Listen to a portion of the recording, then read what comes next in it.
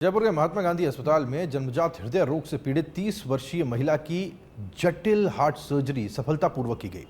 Paediatric cardiac surgery की team ने एब्स्टिन anomaly से ग्रसित मरीज का कॉर्न रिपेयर तकनीक से उपचार किया और कृत्रिम वॉल्व लगाए बिना ही ट्राइक स्पीड वॉल्व की सफल मरम्मत की। महात्मा गांधी अस्पताल के पीडियाट्रिक कार्डियक साइंसेज विभाग के निदेशक और विभागाध्यक्ष डॉक्टर सुनील के कौशल ने ये बताया कि एब्स्टिन एनोमली एक अत्यंत ही दुर्लभ जन्मजात हृदय रोग है जो हर 2 लाख बच्चों में से जन्मे हुए बच्चों में से एक में पाया जाता है। उन्होंने बताया कि इस बीमारी में हृदय का ट्राइक स्पीड वॉल्व सही तरीके से विकसित नहीं हो पाता, जिससे मरीज को सांस फूलना, तेज धड़कन, थकान और आगे चलकर हार्ट फेल होने का खतरा रहता है। पहले ऐसे मरीजों में अधिकतर कृत्रिम वॉल्व लगाया जाता था, लेकिन कॉर्न रिपेयर तकनीक में मरीज के अपने वॉल्व को ही विशेष तरीके से ठीक किया जाता है। ये प्रक्रिया अत्यंत ही कठिन होती है क्योंकि वॉल्व की बनावट सामान्य नहीं होती और हृदय के भीतर बेहद बारीक स्तर पर काम करना पड़ता है। ऑपरेशन के दौरान कुछ मिलीमीटर की भी गलती से जान का जोखिम बढ़ जाता है, इसलिए इस सर्जरी को बेहद अनुभवी डॉक्टर्स ही परफॉर्म करते हैं। यहाँ पे paediatric cardiac surgeon Mahatma Gandhi hospital, ये लड़की डॉक्टर सुनीता मीना जयपुर के पास एक गांव से आई थी। इसका वाल्व में ट्राइकस्पिड वाल्व में दिक्कत थी, काफी दिक्कत थी।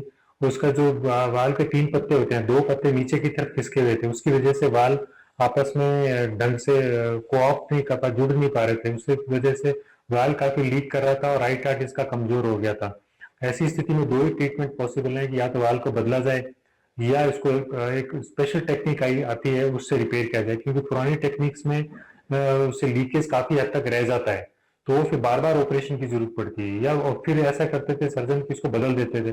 बदलने में इस यंग एज में 30 साल की उम्र में अगर आपने बदल दिया तो उसको खून पतला करने की दवाई खानी पड़ती है, फिर उससे महामारी में ब्लीडिंग काफी होती है, बच्चा पैदा करने में भी दिक्कत होती है, और ये यंग एज के अंदर कैरियर में भी दिक्कत होती है। तो कोई वाल को बदलना नहीं चाहता, और दूसरा वाल अगर बदल भी दें तो 6-8 साल में वापस वाल को बदलने की आवश्यकता पड़ती है। तो ये मल्टीपल ऑपरेशन, ब्लीडिंग का प्रॉब्लम, इस वजह से ट्रीटमेंट ऑफ चॉइस तो वाल रिपेयर ही रहता है। अब रिपेयर में भी पुरानी टेक्निक इतनी कामयाब नहीं थी, तो एक नई टेक्निक आई है कोन रिपेयर। उससे हम इस वाल को नए पत्ते बना के उन्हीं वाल को किसी तरह से कोन में कन्वर्ट करके और ऐसे रिपेयर करते हैं कि लीकेज मिनिमली रहता है। और इस लकीली इस लेडी को वो कोन रिपेयर से काफी फायदा मिला और इसका वाल लगभग कंप्लीट रिपेयर हो गया है।